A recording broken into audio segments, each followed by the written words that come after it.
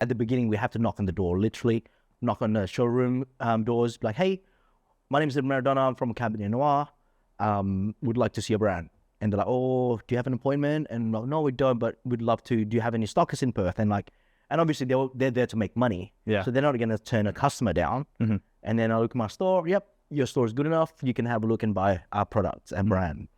And I did that for 3 or 5 years before we started to get recognition. All right. So before we go more into that, I want to roll back because I want to talk about your b-boy days before Cabinet, because there's a huge influence in your fashion and definitely your network in the beginning, I think. And then also leading into who you style in the artist industry and the music industry and all that. Tell me a little bit more, because you work with you work with Red Bull and something like that, right? I started dancing when I was 16 to pick up a girl, as you do. I had nothing going. I was like, fuck, I need something cool. And at the time, this goes back to Run DMC, they had a music video called It's Like That.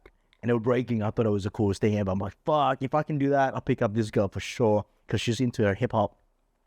So dove into it, end up getting so obsessed with breaking, right, where I forget about the girl. I didn't really care about the girl. I was so obsessed with this art form. And I would just, and I was still at school. I would go from school, train back to home. And then every day I would do that, to a point where 2013, I end up winning the Red Bull BC1, which is the biggest breaking event in the world. Mm-hmm. And so I represent Australia for a couple of years, and my name just blew up. I think my name blew up before then because I had a bunch of videos that people were copying my skills on YouTube. And back then, YouTube wasn't a big thing. Mm-hmm. And I was just recording to kind of put a note to myself that every move that I made, I put it out on YouTube so I remember I can watch it again. And then it went viral and people started to copy more moves and my name got big. So if people call me Edit, that means they know me from breaking. Nowadays, they just call me Edit from Cabernet Noir, because that's my identity now, which is set. So, and I took that kind of, in breaking, the first thing I noticed was the lead breakers always dress the best. I mean, not all of them, but the ones I look up to, they're always so fresh. We always go, man, that guy's so fresh. He's got that shoe rocking it with his hat and matches. So everything is what we call you're building your own style, right?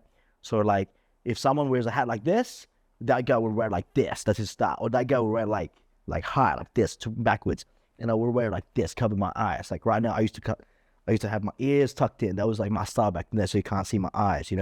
That was things that we picked up. And if you lace your shoes a particular way, wear your pants a particular way, roll one leg up, and stuff like that, you create your own identity and your own stuff.